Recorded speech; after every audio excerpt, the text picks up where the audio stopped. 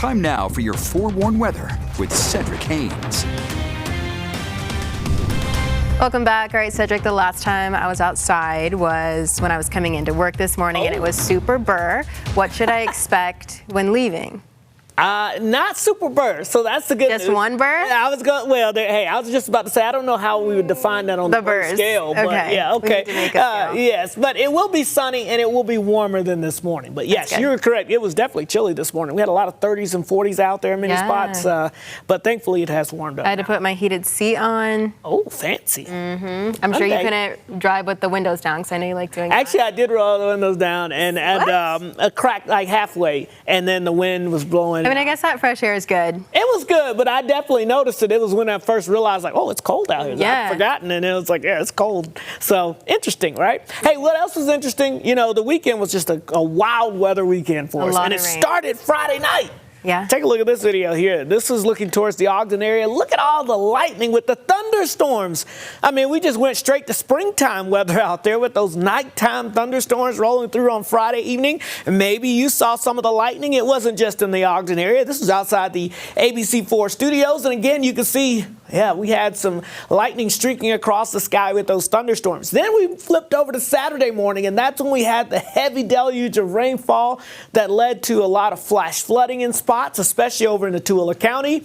And we had a lot of roads that were affected by this, and we had a lot of neighborhoods that were affected by this. This is another video that was sent in from Andrea Sweat, and you can see here the flooding here at Deseret Peak High. And again, look at this. This is what you don't want to do, obviously. But yeah, just an amazing amount of water that was collected there. And then you made your way up in the higher elevations, and oh my, the rain switched over to snow as expected. And we had accumulating snowfall into some of our higher elevations, several inches. This is video from Snowbird. And here's the view of the after effects on Sunday morning from Chris Williams here, looking across here as you look towards the Cottonwood Canyons there. You can see this is a little Cottonwood, and you can see the fall colors, beautiful. And then the snow blanket on top of that. So a clash of the seasons. Now, Scott Taylor shot this video here of the, of course, harvest moon. Almost full this morning, and will be full later today.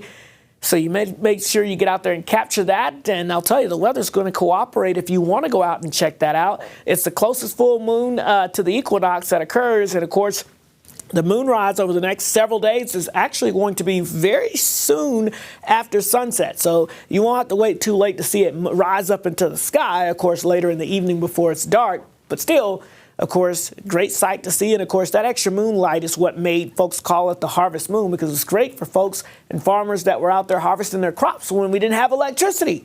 Can you remember that time? Feels like it was so long ago, but not too far long ago. Hey, here's the latest on the supermoon here. Of course, our sunset today is at 7 o'clock this evening. Moonrise is at 6:42, and the weather is looking clear and cool. Perfect for you to check it out. All right, look at these temperatures. 58 degrees in Ogden, 53 degrees in Provo, 60 in Price. Hey, we made it up to 71 in Green River. That's pretty much about it. Still 39 in Evanston, 68 degrees in Hanksville, and 67 degrees in St. George. All right, Futurecast, there's not going to be a lot to show you on this map here as high pressure is in charge, and it's going to really dominate the first half of the week. So sunshine today, we're going to be looking at more of that sunshine sticking around as we go into your Tuesday, and I've got, you guessed it, sunshine right on into your Wednesday. But you notice a few little clouds trying to bubble up by Wednesday. That's ahead of our next weather maker. So let's break it down. There's going to be a hurricane here in the Pacific that's going to be weakening, an upper low coming in out of the north and west, and we've got our high pressure center just to our south and east. All of that is going to work together in tandem to bring up some tropical moisture in the state by the time we get towards your Friday, Saturday, and into early Sunday as that low pressure sweeps by.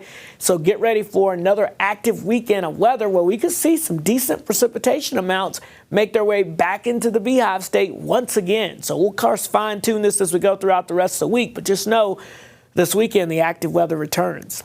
St. George, low 80s to mid 80s to the upper 80s by the middle of the week, with rain and storm chances increasing as some of that tropical moisture moves our way.